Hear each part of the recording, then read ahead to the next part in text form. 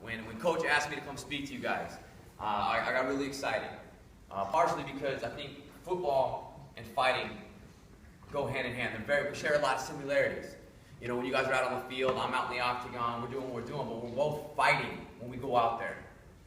You guys agree with me on that? When we go out there, the lights turn on, you get the adrenaline, we start pumping, we all start fighting for something. The play's starting, the clock's starting, you hear the fans, you hear the people. We're all fighting for something. Everybody's fight's a little bit different though. You know, everybody's got their own thing that they're fighting for.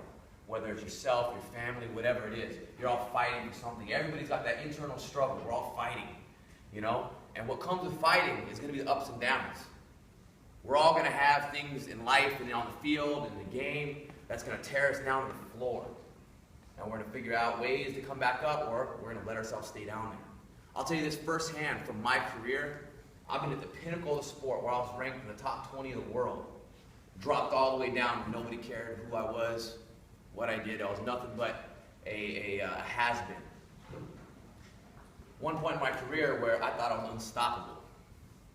And I was on this long win streak, and I finally got my opportunity when I was fighting for the WEC, which is now the UFC. And I had my opportunity to fight the former world champion, where nobody gave me a chance. Nobody said, oh, this kid, he only came up to the regional scene, didn't give me a shot. I believed in myself to get there, and I got there. In the training camp for that fight, though, everything that possibly could go wrong did. My girl left me. I ended up being homeless. I was living in the gym 3 weeks before the biggest fight of my life. And if I lost the fight, I was gone. I was done. I was out of the big show. I worked my entire career to get there, and if I lost the fight, none of that mattered. But I was able to pull myself together and train and train and train, because I use that as fuel to get myself on track and be able to win this fight that I knew that all these problems, everything that built up leading to that was leading up to. They were all signs. Signs that I was supposed to win this fight. I was going to be world champion. I went out there, and I lost. I believed that I could win. I believed everything about it that I could win. I went out there and I lost. So everything that was building up to it really made me feel like what am I doing? You know, if I can't even get myself together to go win this fight, I don't even belong in the sport. And then when I started feeling sorry for myself and I started feeling down, I started thinking about it, and I'm like, I just fought the former world champion. Like, who can say that? How many people in this world can say that they genuinely stood toe-to-toe with the world champion and went to a decision? In fact, I thought I won the fight. I actually choked him out in the first round. The referee didn't give me the win. He tapped out. I let go. I thought that it was over. I let go. Time ran out, and we went to another round. It is what it is. I was upset about it. You know, I was actually broken about it, but I didn't let it tear me down. I knew if I'd gotten there once, I could get there again. You know, it's not about the one instance. It's about learning from it. You know, and if you learn from the things that have torn you down, that's going to give us the building blocks to be successful and be a champion. After that fight, I got back on my grind. I started training hard again. I changed a couple things in my camp, and fought a couple times locally, and I did well. I won in the first round, and I got an amazing phone call. I got an opportunity to represent the United States when Team USA would fight New Zealand in New Zealand. I mean, it was incredible. I mean, I went from losing the biggest fight of my life to being able to go across the world and represent our country, to fight the top guy out of another country. I went out there and I won by first round knockout. I was back, you know, and I didn't know where it was going to go from there, but I love the fact that now I know what it means to be able to believe in myself. You know, we're always going to have people in football and in life that are going to say you can do this, you can't do that. But if you don't believe in yourself, who can believe in you? You have to go out there and you're going to have to put it out there without any doubt that you know you can do it. There's going to be people all around you, your friends, your family, people really close to you, are always going to kind of put you down. But if you believe in yourself, if you believe in your team, you believe in your coaches, you believe in your school, what's going to stop you? Nothing. Only you can stop you. At the end of the day, when I get into a fight, when I'm in there, yeah, I got a whole team around me. There's another dude standing in front of me who's biting on his mouthpiece. He can't wait to rip my head off. But if you really think about it, The only thing that's really in there is myself. Just like when you guys are out on that field, it's you. You're dealing with all those things. Did I go out last night? Did I hang out with those girls? Did I skip class? Whatever you got going on. Man, my mother passed. These are all valid excuses. But at the end of the day, it's going to prevent you from getting where you want to be, where you're supposed to be. The difference between the average person and a champion isn't the fact that the champion doesn't have problems going on in life. In fact, they might have more problems than you could even imagine. The difference is they use those pieces as fuel. They use those as reasons to keep pushing and keep going. It doesn't matter how many times you get knocked down. You guys heard that saying? It doesn't matter how hard you get hit. It's about how hard you can get hit and keep moving forward. It's true. It's a life thing. It doesn't matter what's going on, in your life, but things are always going to tear you down. The trials and tribulations are going to lead you and us to greatness. But you got to believe it. You got to believe it. In order to believe it, you got to dream. If you don't have dreams that scare you, you're not dreaming big enough. It's a very cliche kind of thing. You say, be whatever you want to be. Well, we're not taught how to do it. You got to wake up in the morning. You got to kind of smell it. You guys go out there on the game time. You guys got to go play ball. You guys got to be there before the fight even happens. You guys got to train. You guys got to put in all the work. We get ready for 3 5-minute rounds. 15 minutes. I spent 12 weeks getting ready to fight for 15 minutes. 12 weeks. How long is a football game? 45, 46 minutes. We trained 3 weeks for one fight.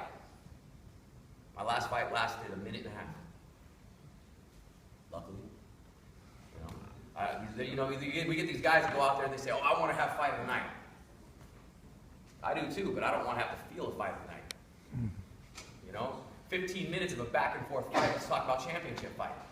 25 minutes of a back and forth fight of the year candidate. You're going to feel that for the next couple months. But you prepare for it. You prepare with people next to you. You prepare with your coaches. People that dream, that believe in the same kind of path.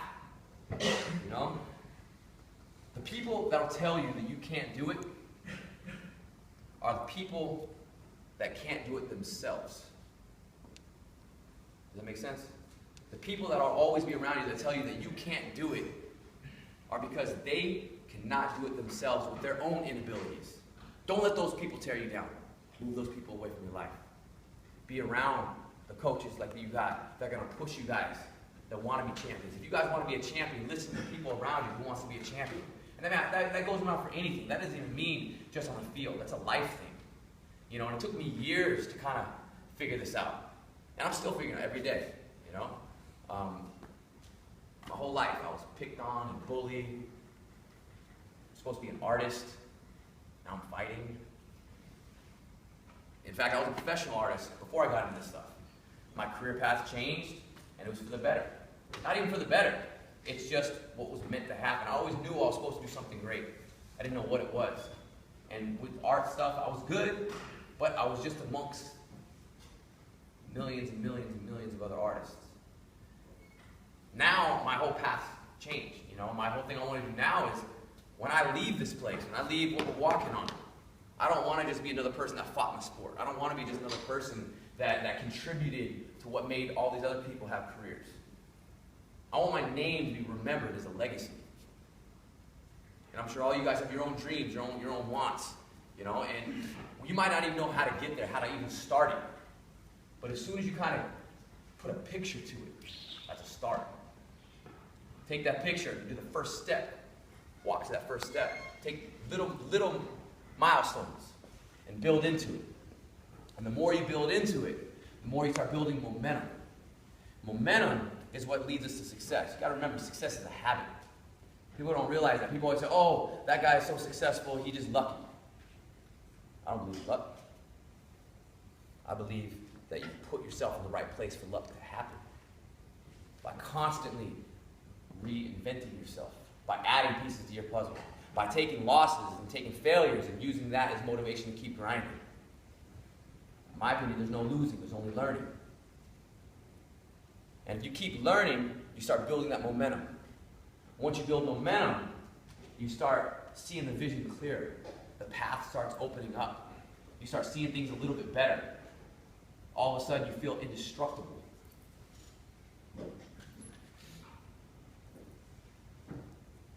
And once you kind of get to that point of indestructible, you might start hitting a vision. I know my path. And then you start doing everything in your means. All of a sudden, you start waking up in the morning. The way you make your breakfast is a little different. The way you hit the field is a little different. The way you talk to your friends, your family, a little different.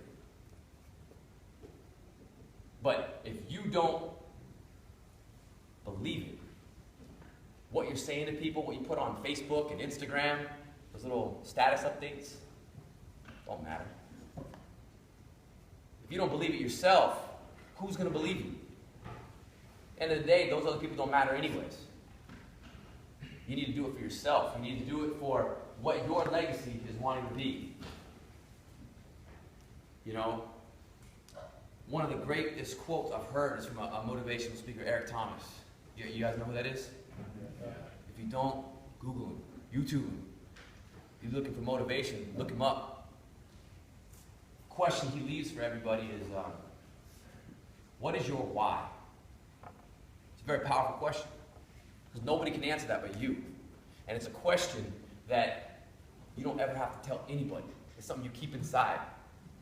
When you go out on the field and you want to go play, you want to do whatever it is, ask yourself that question. Use it as a trick, as your secret weapon.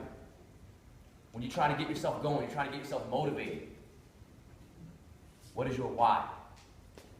It's funny, it's a very simple question. But yet, if you sit and think about it, it's pretty hard to answer. You know, all of us do it for different reasons. It goes back to what we were talking about in the beginning. It's all different. What is the why? Funny, when he says it though, he gets all emotional about it. You know, I'm trying to pull that out, and he does his thing. He's amazing at it, you know? But when you have that, you've got to make a choice. Not just when the lights are on, not when you're on the field, not when you're talking to somebody. You have to make a choice of what it is that you want to do with that why. You want to be the CEO of a big company. You want to be a world champion. You want to move on to the NFL. You want to be with the coaches. You have to make a choice of what your why is. Because if you don't, other people will make that choice for you. It's very easy to get caught up in other people's choices. You know, sometimes we don't want to upset our friends. Sometimes we don't want to upset our girl. Sometimes we don't want to upset people that we hold very high to us. But you're not letting yourself live your why. You need to breathe it. You need to live it. You need to speak it. Every time you wake up in the morning, if it helps, write it down. Let it be the first thing that comes out of your mind. But when you go to bed, let it be the last thing that you see, that you do before you go to bed. Make a choice. Make a choice to go out on the field. Push away all the distractions. Don't let any of those distractions make the fact that you have to go out there and do everything that you could possibly do to make that moment the best that you can. You guys have such a great opportunity right now. Amazing coaches. Amazing future. You guys have an opportunity that so many people don't have. Like myself, growing up as an MMA fighter, we had none of that. None of that. In fact, the first part of my career, it was when the sport was still getting going. I'm 10 years as a professional in the sport. 10 years.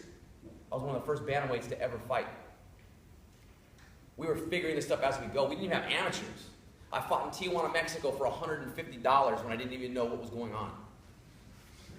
That's funny, right? Coach called me and he said, You want to fight? I've been training. I'm not lying when I say this. I've been training 2 months. 2 months I've been training. My coach said, hey, just throwing it out there, would you want to fight? And I thought he meant with him. I'm like, huh? What are you talking about, fight? I'd never even sparred before. I grew up in wrestling. And he said, no, I'm serious. There's a fight coming up. Are you interested? And I said, well, I don't know. Does it pay? I was stupid at this time. Does it pay? You guys know how that is? I don't know. Does it pay? I'm sure you guys have all done some pretty bad stuff to make a couple dollars. So at least didn't go to Mexico and fight. So my coach, he told me, he said, I'm just throwing it out there, I'm not trying to pressure you. I said, okay, well, when is it? So say today's Wednesday. And he said, it's Saturday. Like, what? So now you want me to go fight, and I didn't know it was in Mexico at this time. I had no idea it was in Mexico. I'm sitting in Culver City training in this little gym, and now he's offering me a fight. So I said, okay, so maybe. Where's it at? And he laughs again. Like, man, stop with these laughing. Why don't you just tell me what's going on? And he said, it's in Tijuana, Mexico.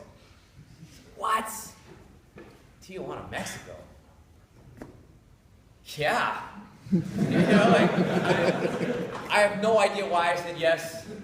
Because after I said yes, I remember going like, what did I just get myself into? So I asked him, I said, okay, well, how much does it pay? I don't know. You don't know? Sounds even better. So, today's Wednesday. I'm like, okay, so when do we leave? He goes, well, we have to leave tomorrow because weigh-ins are on Friday.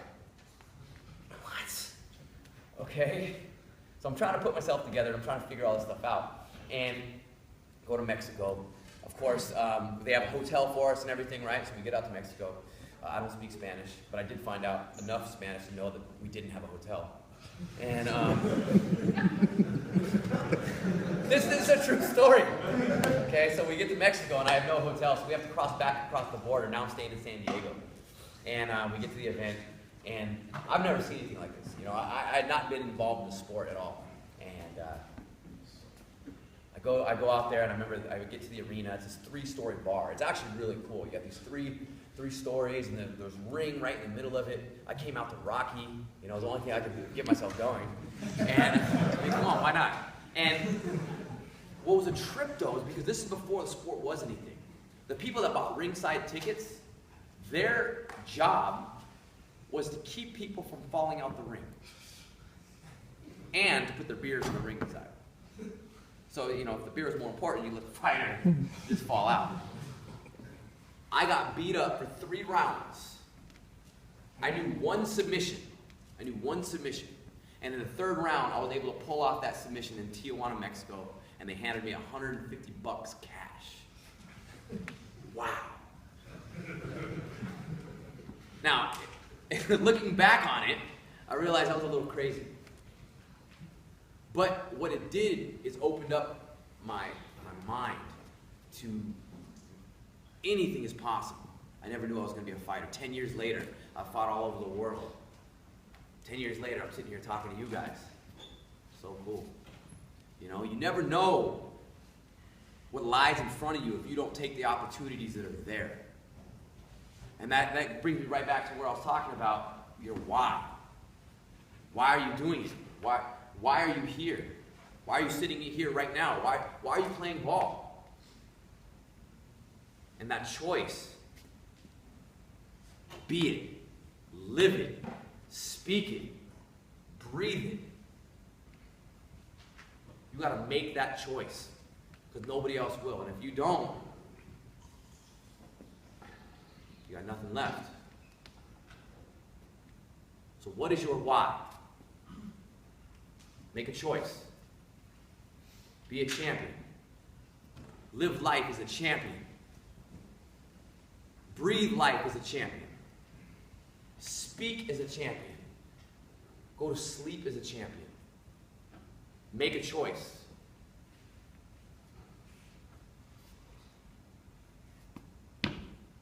Thanks for having me, guys.